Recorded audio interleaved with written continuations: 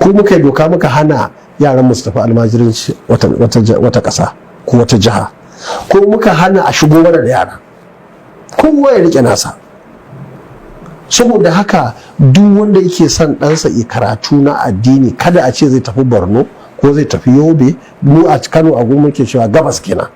Kuma duk wannan ita ce ta jawo yaran nan ba a nuna musu gata ko soyayya ba, zuciyarsu ta ƙeƙashe, sun sha sanyi, sun sha ƙura, sun sha yunwa, sun sha wulakanci.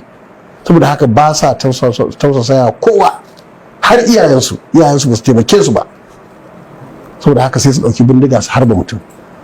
Su ma in ka matsa musu sai su harba kansu, domin jikinsu babu wani investment, babu wani jari da aka yi a jikinsu.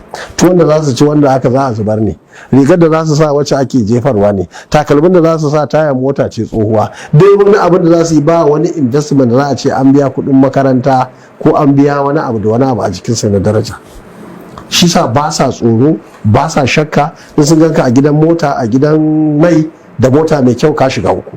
Kamar yanzu dinnan da kake fuskar ka da kyalli, duk da azumi ne, haushin ka za su ji. In sun ga rigar ka wanke ta da kyau, haushin ka za su, domin